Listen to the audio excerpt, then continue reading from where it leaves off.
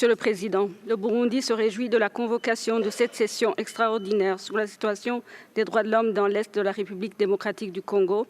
et se félicite d'être parmi les 27 pays membres qui en ont pris l'initiative selon les textes régissant ce Conseil. En effet, la ville de Goma est le théâtre d'un désastre humanitaire sans précédent, la perte en vies humaines qui se compte en milliers,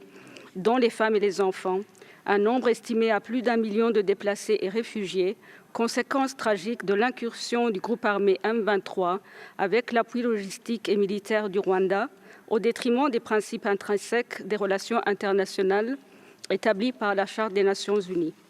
Nous saisissons ce moment pour réaffirmer au nom du gouvernement du Burundi notre solidarité au peuple congolais et exprimer nos condoléances aux familles endeuillées et rendons hommage aux casques bleus et autres membres du personnel des Nations Unies qui ont fait le sacrifice ultime au bénéfice de la paix. Aux délégations de l'Uruguay, Malawi et Afrique du Sud, recevez notre compassion.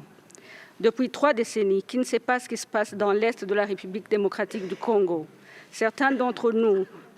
n'ont-ils pas fait le choix de détourner le regard de la souffrance que vit la population congolaise sur fond de sombres intérêts étrangers, de positionnement géopolitique, de pillage et exploitation illicite des ressources naturelles convoitées? Depuis plus de 10 ans, le Burundi interpelle ce Conseil sur la réalité du soutien du Rwanda aux groupes terroristes armés qui sévissent et tuent nos populations. Vous en avez la démonstration assumée et décomplexée et le risque d'embrasement dans la région des Grands Lacs est aujourd'hui à prendre en considération. Le temps est venu de l'établissement des faits, de dégager les responsabilités et de la reddition des comptes en adoptant une résolution forte qui condamne les violations graves et persistantes des droits de l'homme dans les provinces du Nord et Sud Kivu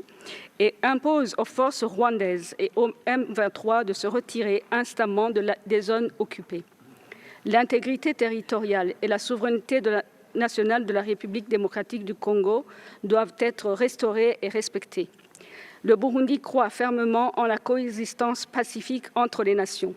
et à cet égard soutient les efforts consentis par l'Union africaine ainsi que les autres mécanismes régionaux et sous-régionaux dans le cadre des processus de Luanda et de Nairobi pour instaurer une paix durable en République démocratique du Congo. Je vous remercie.